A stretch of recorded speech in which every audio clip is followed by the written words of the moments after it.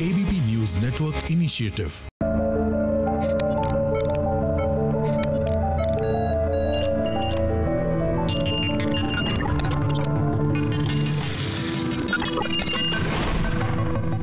नमस्कार, माझा डॉक्टर कार्यक्रमात मी डॉक्टर महेश चिटणीस सर्वेक्षकांचं मनपूर्वक स्वागत करतोय. आपल्याच्या कार्यक्रमाचा विषय आहे तो आहे पोट विकारांवरती असणारे नवीन दुर्बीण उपचार आणि विषयी चर्चा करण्यासाठी प्रख्यात पद्मश्री पुरस्काराने सन्मानित केलेले डॉक्टर अमित मायदेव सर आपल्याच्या कार्यक्रमात सहभागी झालेले आहेत. तर मी आपली सर्व ओळख करून देतोय डॉक्टर अमित मायदेव सरांची. नमस्कार सर. नमस्कार. डॉक्टर अमित मायदेव सरांचं व्यक्तिमत्व केवळ आता भारतातच नव्हे तर आंतरराष्ट्रीय स्तरावरती एक पोट विकार तज्ज्ञ म्हणून प्रख्यात आहेच. पण मला आवर्जून सांगावं असं वाटतं की भारतामध्ये पहिले व्हिडिओ एंडोस्कोपी सेंटर हे डॉक्टर अमित मायदेव सरांच्या मार्गदर्शनाखाली सुरू झालं आणि त्यांनी खास करून पोट विकारांमध्ये केलेल्या संशोधनाबद्दल आणि त्याच अनुषंगाने केलेल्या समाज कार्याबद्दल त्यांना पद्मश्री पुरस्कार देऊन गौरवण्यात आलेला आहे. एवढंच नव्हे तर विविध स्वरूपाच्या पोट विकारांवरती असणारे नवीन नवीन दुर्बीण उपचार हे सर्वसामान्य रुग्णांपर्यंत पोहोचवण्यामध्ये डॉक्टर अमित मायदेव सरांचा सिंहाचा वाटा आहे. आणि ह्याच उपक्रमाचा भाग म्हणून अत्याधुनिक स्वरूपाचं असं पोट विकार केंद्र आता sir H.N.. Reliance foundation hospital या ठिकाणी सुरू करण्यात आलेलं आहे, ज्याचं नाव आहे इन्स्टिट्यूट ऑफ गॅस्ट्रो सायन्सेस. पोट विकार म्हटलं की आपल्या डोळ्यासमोर विविध स्वरूपाचे आजार येतात, ज्याच्यामध्ये ॲसिडिटी, आम्लपित्त, गॅस, अल्सर, त्याच अनुषंगाने पुढे लहान आतड्याचे आजार, पोटदुखी, मोठ्या आतड्याचे आजार ज्याच्यात कोलायटिस, IBS सारखा आजार आहे, कधी कधी शौचास पडणारं रक्त ज्याच्यामध्ये पाईल्स, फिशर्स, फिशुला किंवा मोठ्या आतड्याचे कॅन्सर असोत किंवा पोटाचे विविध कॅन्सर असोत, लिव्हरचे आजार ज्याच्यामध्ये कावीळ आपल्याला नेहमी दिसते, त्याच अनुषंगाने पॅनक्रियासचे आजार म्हणजे स्वादुपिंडाचे आजार आहेत, अन्ननलिकेचे आजार आहेत, अशा विविध स्वरूपाच्या आजारांसाठी आता अत्याधुनिक स्वरूपाचे दुर्बीण उपचार आपल्याला उपलब्ध आहेत. इन्स्टिट्यूट ऑफ गॅस्ट्रो सायन्सेस जे आहे sir H.N.. Reliance foundation hospital Girgaon या ठिकाणी, आणि या ठिकाणी सर्वसामान्य लोकांना ही सेवा उपलब्ध आहे. तर जरूर आपल्याला याविषयी अधिक मार्गदर्शन हवं असेल तर आपण कॉल करा पुढील नंबरवरती. संपर्कासाठी जे आपण स्क्रीनवरती नंबर बघत आहात. सर, ह्या अनुषंगाने सगळ्या प्रेक्षकांच्या वतीने विचारला जाणारा प्रश्न तो आहे ॲसिडिटी, आम्लपित्ताविषयी. कारण जगाच्या पाठीवर असा एकही माणूस नसेल ज्याला ॲसिडिटी झाली नाही. सगळ्यांना कधी ना कधीतरी ॲसिडिटी, आम्लपित्त होतं. आणि बऱ्याच लोकांना हे माहिती नसतं की जर का वारंवार ॲसिडिटी झाली तर त्याने पुढे जाऊन कर्करोगासारखा भयावह आजार होऊ शकतो. आणि ॲसिडिटीसाठी जी औषधं घेतली जातात त्याचेही साईड इफेक्ट आता समोर आलेले आहेत. त्यामुळे ॲसिडिटी मुळापासून बरी करणं हे आता फार आवश्यक झालेलं आहे. काय सांगता येईल आमच्या प्रेक्षकांना? हे पहिली गोष्ट, हे आम्लपित्त जर अन्न नलिकेमध्ये जर वर आलं, अन्न नलिके आणि जठराच्या मधला वाल्व जर लूज झाला तर हे आम्लपित्त वर येतं. अन्न नलिकेला एक सुद्धा थेंब ॲसिडचा टॉलरेट होत नाही, म्हणून छातीत जळजळ करायला लागते. याला म्हणतात हायटस हर्निया. दुसरं कारण, जठराच्या लायनिंगला जर सूज आली आणि ती बरेच वेळेला काही इन्फेक्शनमुळे होतोय की जे दूषित पाणी किंवा अनकुक्ड जेवण हे जेवल्यामुळे आतमध्ये H. पायलोरी नावाचे जंतू आतमध्ये जातात, ते जठराच्या लायनिंगमध्ये जाऊन बसतात आणि त्याच्यामुळे जठराच्या लायनिंगला एक सूज येते. आणि ती सूज सूज आलेल्या लायनिंगवर जर आपण ॲसिड ओतलं तर काय होईल, तसाच प्रकार होतो. आणि ह्या रुग्णांना जठरामध्ये अतिशय जळजळायला लागतं किंवा पोटाला तडस लागायला लागते. मग त्याचं निदान करणं अतिशय महत्त्वाचं असतं. आणि जर समजा आपल्याला हे आतमध्ये जे जंतू सापडले, H. पायलोरी सापडला, तर त्याचा अतिशय चांगल्या पद्धतीने आपल्याला इलाज करता येतो. जर ही ॲसिडिटी वाढत राहिली तर मग कधी कधी सारखं जर हे आम्लपित्त वर येत राहिलं तर मग अन्न नलिकेचं लायनिंग बदलायला लागतं. त्याच्यामध्ये बॅरट्स मेटाप्लाझिया नावाची कंडिशन होते आणि कधी कधी त्याच्यामुळे अन्न नलिकेचा कॅन्सर होऊ शकतो. तसंच H. पायलोरीचे जंतू जर जठरामध्ये जास्त वेळ राहिले तर त्याच्यामुळे सुद्धा ॲट्रोफिक गॅस्ट्रायटिस नावाचा एक प्रकार होतो, ज्याच्यामुळे जठराचा कॅन्सर होऊ शकतो. आणि जसा ॲसिडिटीमुळे कॅन्सर होतो तसंच वारंवार ॲसिडिटी होणारे रुग्ण हे एक अर्ली कॅन्सर म्हणजे सूक्ष्म कॅन्सरचं एक लक्षण असू शकतं. तसे काही रुग्णांना हे सारखं ॲसिड आल्यामुळे अन्न नलिके आतमध्ये कन्स्ट्रिक्ट होऊन जाते, नॅरो होऊन जाते. त्याच्यामुळे ह्या रुग्णांना गिळताच येत नाही आणि आतमध्ये एका प्रकारचं हे नॅरोईंग म्हणजे स्ट्रिक्चर तयार होतं. पण हल्ली ह्याच्याकरता सुद्धा आमच्याकडे एक दुर्बिणीच्या द्वारे नुसता निदान नाही पण इलाज पण आहे. म्हणून आम्ही काय करतो की इकडे तुम्हाला दिसतंय आता या व्हिडिओवर की आम्ही दुर्बीण आतमध्ये घालतो आणि मग त्याच्यामधनं आम्ही हा प्रकारचा बलून आतमध्ये घालून हे नॅरोईंग जे आहे ना ते आम्ही बलूननी हळूहळू मोठं करतो. आणि हे मोठं केल्यानंतर हा रस्ता परत नॉर्मल होतो आणि हा रुग्ण नॉर्मल माणसासारखं सगळं गिळायला लागतो. तसंच जठरामध्ये ॲसिड वाढल्यामुळे किंवा आतमध्ये H. पायलोरीचं इन्फेक्शन झाल्यामुळे गॅस्ट्रायटिस तर होतोच, आतमध्ये लायनिंगला सूज तर येतेच, पण अल्सर पण होऊ शकतो. इकडे आपल्याला दिसतंय तसं. आणि अल्सर झाल्यामुळे कधी कधी ह्या अल्सरमधनं रक्तस्राव होतो आणि मग या रुग्णाला रक्ताच्या उलट्या होऊ शकतात किंवा खालनं शौचावाटे रक्त जायला लागतं, त्याला ब्लिडिंग पर रेक्टम असं म्हणतात. आता इकडे आपल्याला दिसतं ह्या व्हिडिओमध्ये आम्ही या अल्सरचं ऑर्गन प्लाझ्मा कोॲग्युलेशन म्हणजे लेझर करतोय आणि ह्या ब्लिडिंग होणारा रक्तस्राव लगेच आपल्याला थांबवता येतो किंवा आतमध्ये क्लिप लावून आतमध्ये थांबवता येतो. पण हल्ली आम्ही काय करतो, हे सारखं ॲसिड वर न येण्याकरता नुसतीच औषधं घेण्यापेक्षा हे औषधं बंद करता यावीत याकरता आम्ही दुर्बिणीद्वारे हल्ली हा वाल्व आतल्या आतच टाईट करू शकतो. आणि मी तुम्हाला 2 प्रोसिजर्स दाखवतो इकडे व्हिडिओवर की जे आम्ही आतून एक अँटी रिफ्लक्स म्युकोझल रिसेक्शन नावाची एक प्रकार करतो किंवा आतमध्ये जाऊन एक डिव्हाइस घालून आतल्या आत स्टेपल करून हा आतला जो वाल्व आहे तो आम्हाला टाईट करता येतो. आणि हे एकदा केलं ना की या रुग्णाची औषधं घेण्याची जरूर ही कमी होऊन जाते, त्याला औषधच घ्यायला लागत नाहीत ॲसिडिटीची, कारण हे आम्लपित्त वर येऊ शकत नाही. नमस्कार, मी सुनीता कुपेरकर. म्हणजे ॲसिडिटीचा प्रचंड त्रास झाला. मी माझी फॅमिली डॉक्टरनंतर लोकल 4-5 डॉक्टर केले, पण मला काहीच इफेक्ट झाला नाही. आणि मला मायदेव सरांची आठवण झाली आणि माझ्याकडे त्यांचा नंबर होता. मायदेव सर नावाप्रमाणेच खरंच माझे देवच आहेत. माय गॉड बोलतो ना, तसंच झालेलं आहे, कारण मला त्यांनी मरणातून वाचवले. सर, आपण आत्ता आम्हाला खूप अमूल्य विवेचन केलं ॲसिडिटी आम्लपित्ताविषयी. त्याच अनुषंगाने पुढे जे आतड्याचे आजार आहेत ज्याच्यामध्ये कोलायटिस सारखे आजार दिसतात, IBS आहे ज्याच्यामध्ये वारंवार शौचाला जावं लागतं, कधी कधी रक्त पडतं शौचाला, किंवा कॉन्स्टिपेशन सारखी तक्रार दिसते कधी कधी वारंवार होणारी, तर आतड्याचे कोणकोणते आजार दिसतात आपल्याला, काय सांगता येईल? त्यामुळे त्याच्यामध्ये 2 मेन आजार आहेत, म्हणजे इरिटेबल बावेल सिंड्रोम किंवा इन्फ्लमेटरी बावेल डिझीज.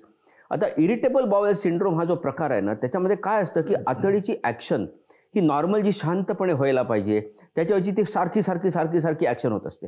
त्याच्यामुळे आतडी ही सारखी कॉन्ट्रॅक्ट झाल्यामुळे सारखं शौचाला जावंसं वाटतं, पण त्याला लिक्विड मोशन होत नसतात. म्हणजे हा खरा डायरिया नसतो, ही फक्त पोटाची म्हणजे आतडीची ॲक्टिव्हिटी वाढलेली असते. आणि एक आपण लक्षात घ्यायला पाहिजे की मेंदू जो आहे ना, मेंदूचं आणि आतडीचं हे डायरेक्ट कनेक्शन असतं. पण ह्या मेंदूमुळे फार विचार केल्यामुळे आतडीची मूवमेंट शांतपणे होत नाही. त्यामुळे मन जर शांत ठेवलं तर ही आतडी शांत होऊ शकते. तर ह्याचं आम्ही पहिलं निदान करतो की हे इरिटेबल बावेल सिंड्रोम आहे की आतमध्ये खरंच काहीतरी रोग झालेला आहे. एकदा आम्हाला कळलं की हा इरिटेबल बावेल सिंड्रोम आहे, मग आम्ही त्या रुग्णाला अशा प्रकारची औषधं देतो किंवा त्याच्याशी बोलून त्याला काउन्सिलिंग करतो की त्याचं नुसतं मन नाही, मन पण आणि आतडी पण हे दोन्ही शांत होऊन जातं, पचनक्रिया सुधारते आणि मग त्याचे सगळे सिम्पटम्स कमी होतात. पण आतडीमध्ये समजा काही सूज आली तर त्याला एंटेरायटिस किंवा कोलायटिस म्हणतात. आणखीन एक अतिशय कॉमनली आढळणारा सिम्पटम जो आमच्याकडे रुग्ण येतो तो म्हणजे बद्धकोष्ठता किंवा कॉन्स्टिपेशन. एकंदरीतच आम्ही बऱ्याचशा रुग्णांना औषधांनी किंवा नुसतं त्यांना सांगून किंवा त्यांची लाईफस्टाईल मॉडिफाय करूनच बरं करतो.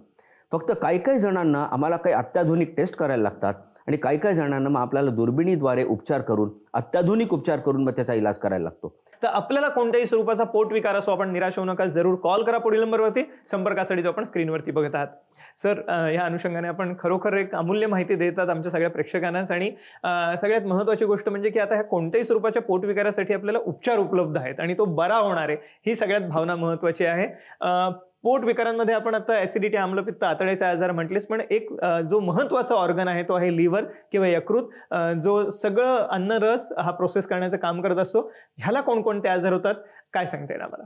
क्रॉनिक अल्कोहोलिक जर माणूस असेल तर यकृताला एवढं डॅमेज होतं की हे यकृत म्हणजे लिव्हर हे हळूहळू कडक व्हायला लागतं आणि ते कडक झाल्यामुळे हे रक्त पासच होऊ शकत नाही, आतमध्ये जाऊच शकत नाही, फिल्ट्रेशन पण कमी होऊन जातं आणि या रुग्णाला कावीळ होऊ शकते आणि आतमधल्या रक्तवाहिन्या फुगतात. त्याच्यामुळे कधी रक्ताच्या उलट्या होऊ शकतात, पोटामध्ये पाणी साठू शकतं, पायावर पाणी साठू शकतं आणि मग ह्या रुग्णाचं ओव्हरऑल लाईफस्पॅन कमी होऊन जाते. आणि मग शेवटी एकच आपल्याला त्याच्यामध्ये इलाज राहतो आणि तो म्हणजे लिव्हरचं ट्रान्सप्लांटेशन करणं. आणि हे जर आपण नीट काळजी घेतली नाहीतर मग यकृताचा कॅन्सर होऊ शकतो, त्याला हिपॅटोसेल्युलर कार्सिनोमा असं म्हणतात. तो काय एकदा झाला की त्याचं इलाज करणं एवढं सोपं नसतं, निदान पण सोपं नसतं आणि मग त्याच्याकरता वेगवेगळ्या प्रकारच्या अत्याधुनिक इन्व्हेस्टिगेशन्स, अत्याधुनिक ट्रीटमेंट्स आपल्याला द्यायला लागतात. कधी त्याच्यामुळे परत त्या रुग्णाचं लाईफस्पॅन कमी होऊ शकतं. पण जी लोक जेवणा खाण्याच्या वेळी पाळत नाहीत किंवा 2 जेवणामध्ये फार लांब जर गॅप असेल तर पित्ताशयामध्ये साठवलं जाणारं पित्त फार कॉन्सन्ट्रेट होतं आणि त्याच्यामुळे आतमध्ये खडे तयार होतात. आणि एकदा का ते खडे तयार झाले की ते बाहेर पडू शकत नाहीत, कारण पित्ताशयाचं तोंड असतं छोटं, पिशवी असते मोठी बाटलीच्या तोंडासारखी आणि दरवेळेला आपण जेवलो की पित्ताशयाची पिशवी कॉन्ट्रॅक्ट होते, आतमधले खडे हलतात आणि जर का एखादा खडा जाऊन पित्ताशयाच्या तोंडाशी अडकून बसला तर अत्यंत वेदना व्हायला लागतात उजव्या बाजूला बरगडीच्या खाली, आणि त्याला ॲक्यूट कोलेसिस्टायटिस असं म्हणतात. आणि तसं जर झालं मग आपल्याकडे एकच इलाज राहतो आणि तो म्हणजे पित्ताशयाची पिशवी काढून टाकणं. कारण नुसता खडा काय काढता येत नाही, नुसता खडा जर काढला तर नवीन खडे होऊ शकतात. म्हणून त्याच्याकरता आम्ही लॅप्रोस्कोपिक कोलेसिस्टेक्टमी नावाचं इकडनं दुर्बिणी घालून त्या प्रकारचं ऑपरेशन करतो. आणि त्या प्रकारच्या ऑपरेशनने एकदा का पित्ताशयाची पिशवी काढून टाकली की मग या रुग्णाचं दुखणं जातं. पण एक लक्षात घ्या की पित्ताशयाची पिशवी जरी काढली तरी पेशंटचं आयुष्य नॉर्मल राहतं, कारण पित्ताशयामध्ये पित्त बनत नसतं, ते यकृतात बनत असतं, ते चालूच राहतं. पण हा खडा जर पित्त नलिकेत आला आणि तिकडे जर अडकून बसला मग मात्र कावीळ होऊ शकते, आणि त्या कावीळीला म्हणतात ऑब्स्ट्रक्टिव्ह जॉन्डिस. कारण हा पित्त रसाचं झालेलं ब्लॉकेज असतं. बाईल ब्लॉकेजमुळे झालेली कावीळीला ऑब्स्ट्रक्टिव्ह जॉन्डिस म्हणतात. लिव्हरला सूज आलेल्या कावीळीला म्हणतात इन्फेक्टिव्ह हेपेटायटिस. आणि ऑब्स्ट्रक्टिव्ह जॉन्डिसमध्ये पण डोळे पिवळे होतात. पण याचा इलाज फार सोप्या पद्धतीने होऊ शकतो, कारण ते अडकलेले खडे आपल्याला दुर्बिणीद्वारे काढता येतात. आणि आपण आता इकडे बघतोय या व्हिडिओमध्ये की ही दुर्बीण घालून नुसतं आतमध्ये पित्ता नलिकेचं जे तोंड आहे छोट्या आतडीचं ते आम्ही कट करून मोठं करतो, आणि इकडे आपल्याला दिसत आहेत की सगळेच्या सगळे खडे बाहेर पडत आहेत. आणि हे बाहेर पडल्यानंतर ह्या रुग्णाला होणारं दुखणं किंवा त्याला होणारी कावीळ ही लगेच रिव्हर्स होते. आणखीन एक घ्या लक्षात की पित्त नलिकेचा कधी कधी कॅन्सर पण होऊ शकतो, कर्करोग. तो फार कॉमनली आढळत नाही, पण तो जर झाला तर त्याच्यामुळे सुद्धा ऑब्स्ट्रक्टिव्ह जॉन्डिस होतो, आणि त्याच्याकरता मात्र ऑपरेशन तरी करायला लागतं. किंवा मग समजा तो जर ॲडव्हान्स्ड असेल तर मग आतमध्ये आम्ही दुर्बिणीद्वारे त्याचा इलाज करतो, एक स्टेंट बसवून. मला आवर्जून सर्वेक्षणाला सांगायचं की आता सरांच्या मार्गदर्शनाखाली आपल्याला इन्स्टिट्यूट ऑफ गॅस्ट्रो सायन्सेस, जे खास करून sir H.N.. Reliance foundation hospital Girgaon Mumbai या ठिकाणी एकत्रितपणे एका छताखाली सर्व प्रकारच्या पोटविकारांसाठी उपचार उपलब्ध आहेत, ज्याच्यामध्ये ॲसिडिटी, कॉन्स्टिपेशन, कोलायटिस, लिव्हरचे आजार, पॅनक्रियासचे आजार, त्याचप्रमाणे पोटाचे विविध कॅन्सर. आणि याच अनुषंगाने मला आवर्जून सांगायचं की लठ्ठपणासाठी सुद्धा उपचार या ठिकाणी आपल्याला आता दुर्बिणीचे तेही विना शस्त्रक्रिया हे उपलब्ध असणार आहेत. तर जरूर ह्या उपचारांचा लाभ घेण्यासाठी कॉल करा पुढील नंबरवर. संपर्कासाठी जो आपण स्क्रीनवरती बघत आहात. सर, अर्थातच या कार्यक्रमाच्या अनुषंगाने पोटदुखीचे वेगवेगळ्या प्रकारचे रुग्ण येत असतील, पण तीव्र स्वरूपाची पोटदुखी, पॅनक्रियाटायटिस किंवा स्वादुपिंड दाह ज्याला आपण म्हणूया ह्याच्यामध्ये होत असते. पॅनक्रियासमध्ये कोणकोणते आजार दिसतात, काय सांगता येईल? पॅनक्रियासच्या ग्रंथीला सूज आल्यामुळे पॅनक्रियासची ग्रंथी कडक होऊन जाते, आणि ह्या पेशंटला अत्यंत वेदना होतात पोटात आणि पाठीत. आणि त्याच्यामुळे असे रुग्णांचं प्रमाण आपल्या देशामध्ये अत्यंत वाढलेलं आहे. आणि ह्या रुग्णांचा इलाज करणं सोपं नसतं, कारण आतमध्ये खडे जे पॅनक्रियासचे असतात ते काढणं एवढं सोपं नसतं पित्ताच्या नलिकेतले खडे काढण्यासारखं. म्हणून त्याच्याकरता आम्ही ते खडे बाहेरून लेझर गायडेड बॉम्बसारखे एक शॉकवेव्ह लिथोट्रिप्सी मशीननी त्याचा कम्प्लिटली पावडर बनवून टाकतो, आणि कुठेही चिरफाड न करता, कुठेही दुर्बीण न घालता बाहेरूनच या खड्यांचा कम्प्लिटली चुरा केला जातो. आणि एकदा चुरा केल्यानंतर मग आम्ही दुर्बिणीने पॅनक्रियास म्हणजे स्वादुपिंडाच्या आतमध्ये जाऊन हा रस्ता संपूर्ण क्लिअर करतो, आणि मग या पेशंटला होणारा पॅनक्रियाटायटिस, पेशंटला होणारं दुखणं किंवा त्याचं होणारं ब्लॉकेज पॅनक्रियासमधलं ते निघून जातं. तसंच काही काही जणांना ॲक्यूट पॅनक्रियाटायटिस होऊ शकतो, आणि ॲक्यूट पॅनक्रियाटायटिसची पण वेगवेगळी कारणं आहेत. ॲक्यूट पॅनक्रियाटायटिस अर्थात एकदा रिकवर झाला की पेशंट कम्प्लिटली रिकवर होतो, पॅनक्रियासला परमनंट डॅमेज होत नाही. पण ॲक्यूट पॅनक्रियाटायटिस करता सुद्धा आम्ही एक नवीन सेंटर चालू केलेलं आहे. इनफॅक्ट पॅनक्रियासचं वेगळं क्लिनिक आहे, पॅनक्रियासचं वेगळं सेंटर आहे की ज्याच्यामध्ये ॲक्यूट पॅनक्रियाटायटिसचे पेशंटसुद्धा आम्हाला चांगल्या पद्धतीने मॅनेज करता येतात. काही पेशंट्स असतात जे अल्कोहोल आणि स्मोकिंग हे दोन्हींचं कॉम्बिनेशन चालू असतं. अशा रुग्णांमध्ये आम्हाला कधीकधी पॅनक्रियासचा कॅन्सर पण आढळतो. आणि पॅनक्रियासचा कर्करोग एकदा झाला ना, हा अतिशय ॲग्रेसिव्ह कॅन्सर असतो, कारण पॅनक्रियासचा कॅन्सर हा बरा करणं अत्यंत कठीण असतं. तो जर फार सूक्ष्म पद्धतीने जर आपल्याला ओळखता आला तरच त्याचं काहीतरी ऑपरेशन करून इलाज होऊ शकतो. आणि हे सर्वोत्तम स्वरूपाचे उपचार आपल्याला उपलब्ध आहेत इन्स्टिट्यूट ऑफ गॅस्ट्रो सायन्सेस, जे आहे sir H.N.. Reliance foundation Girgaon Mumbai या ठिकाणी. आणि आपण त्यांच्या संपर्कासाठी स्क्रीनवरती नंबर बघत आहात. तर जरूर आपल्याला ह्या विषयी काही अधिक प्रश्न विचारायचे असतील तर कॉल करा पुढील नंबरवर. संपर्कासाठी आपण स्क्रीनवरती बघत आहात. सर, या कार्यक्रमाच्या अनुषंगाने मला विचारायचे की आपण दुर्बिणींचा उपयोग विविध पोटविकारांचं निदान आणि उपचार करण्यासाठी करता, आणि अत्याधुनिक दुर्बिणी आहेत आपल्याकडे, ज्याच्यामध्ये गॅस्ट्रोस्कोपी, कोलोनोस्कोपी, इंट्रोस्कोपी आणि कॅप्सूल इंडोस्कोपी सुद्धा आहे. छोटी आतडी मी तुम्हाला म्हटलं की खूप लांब असते, ती बघणं फार कठीण असतं, म्हणून त्याच्याकरता आम्ही ही स्पेशल कॅप्सूल एंडोस्कोप वापरतो.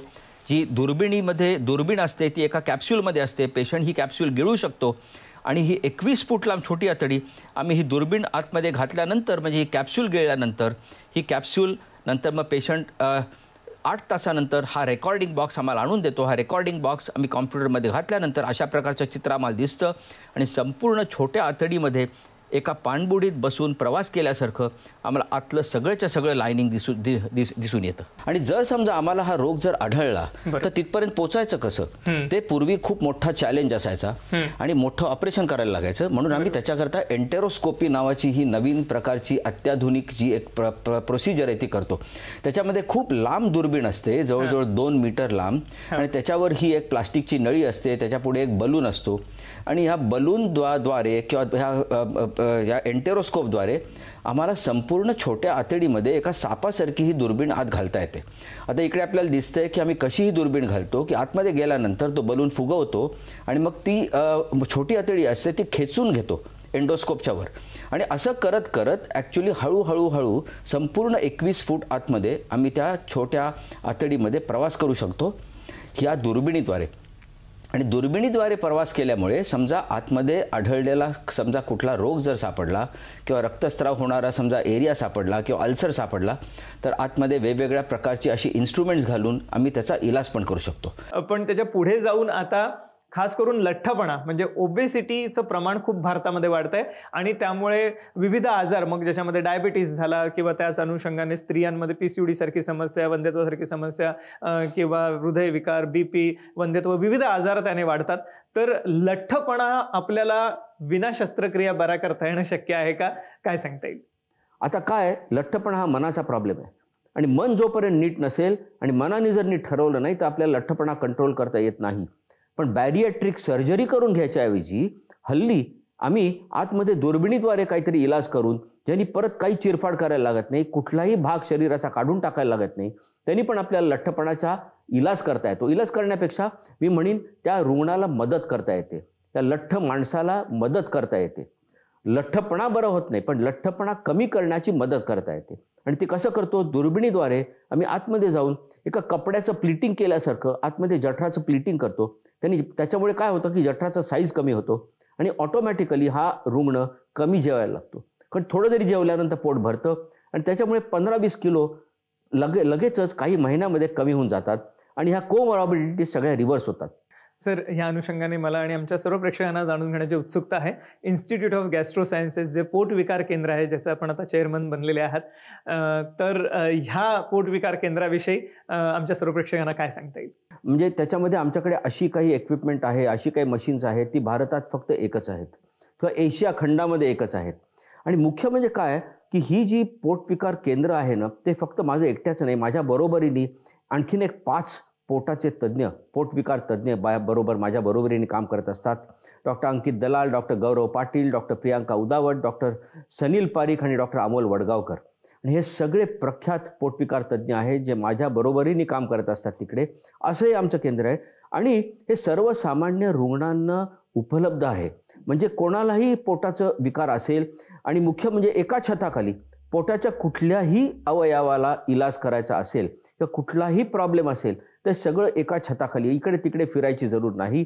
त्याचं निदान पण होऊ शकतं, औषधांनी उपचार पण होऊ शकतो, सल्ला पण घेतला जातो आणि शिवाय अत्याधुनिक दुर्बिणीद्वारे आपल्याला त्याचा इलाज पण करता येतो. मला वाटतं सर्वच पोटविकाराने ग्रस्त असणाऱ्या रुग्णांसाठी वरदान अशा स्वरूपाचं हे पोटविकार केंद्र सुरू झालेलं आहे, ज्याचं नाव आहे इन्स्टिट्यूट ऑफ गॅस्ट्रो सायन्सेस, जे आहे sir HN Reliance foundation hospital, Girgaon, Mumbai या ठिकाणी. आणि सगळ्यात महत्त्वाचं म्हणजे सर्वसामान्य रुग्णांसाठी ह्या सर्व अत्याधुनिक सेवा उपलब्ध करून देण्यात आलेल्या आहेत. त्यामुळे आपल्याला कोणत्याही स्वरूपाचा पोटविकार असो किंवा लठ्ठपणासारखी समस्या असो, आपण निराश होऊ नका. एकत्रितपणे एका छताखाली आपल्याला हे सर्व अत्याधुनिक दुर्बीण उपचार उपलब्ध आहेत. आणि खास करून ह्याचा लाभ घेण्यासाठी आपल्याला फक्त कॉल करायचा आहे पुढील नंबरवरती. संपर्कासाठी जो आपण स्क्रीनवरती नंबर बघत आहात, हा हेल्पलाईन नंबर आहे या पोटविकार केंद्राचा, ज्याच्यावरती आपण फोन करू शकता, अपॉइंटमेंट घेऊ शकता आणि या सर्व असणाऱ्या अत्याधुनिक उपचारांचा लाभ घेऊ शकता.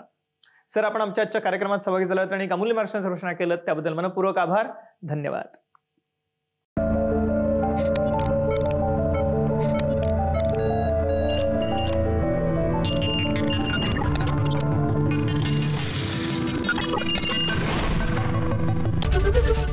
एबीपी माझा, उघडा डोळे बघा नीट.